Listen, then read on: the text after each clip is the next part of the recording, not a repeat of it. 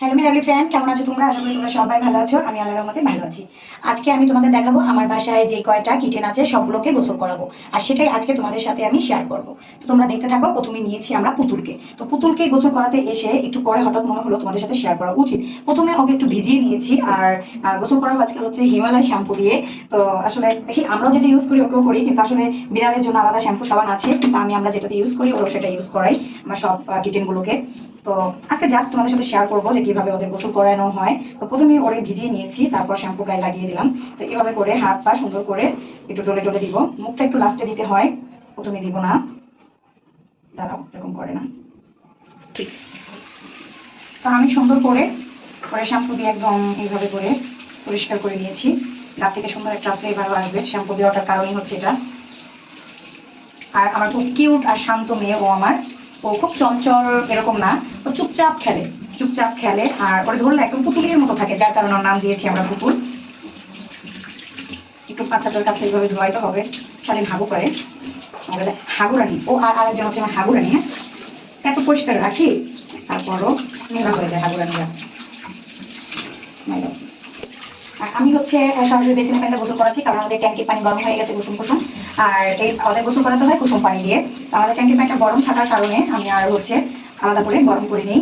দাঁড়াও মা, হয়ে গেছে হয়ে গেছে হয়ে গেছে। নোংরা হয়ে গেছে, নোংরা নোংরা পরিষ্কার করতে হবে না, বলো? হুম, হবে না? তো আমাদের গোসল হয়ে গেছে, আমাদের সুন্দর করে গোসল হয়ে গেছে। এবার আমরা মুছিয়ে দিব। সুন্দর করে মোছাতে হবে, একদম ফ্রেশ করে, একটুও পানি থাকা যাবে না। এভাবে করে একদম ক্লিন করে নিচ্ছি, পানি একটু থাকা যাবে না ওদের গায়ে। তারপরে হচ্ছে শুকিয়ে নিতে পারো, কিংবা হচ্ছে সুন্দর করে মুছে রোদ্রের ব্যালকনিতে ছেড়ে দিতে পারো তোমরা, শুকিয়ে যাবে রোদ্রে। এই যে এবার নিয়ে এসেছি আমাদের রীতি রানীকে। এটা হচ্ছে আমাদের রীতি।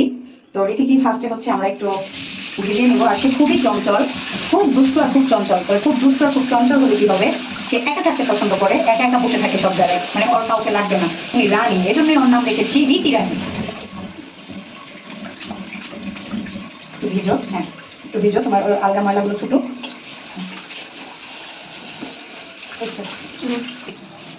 গোসল করিয়ে দিচ্ছি এবার আমাদের রীতি রানীকে ভালো করে শ্যাম্পু করে।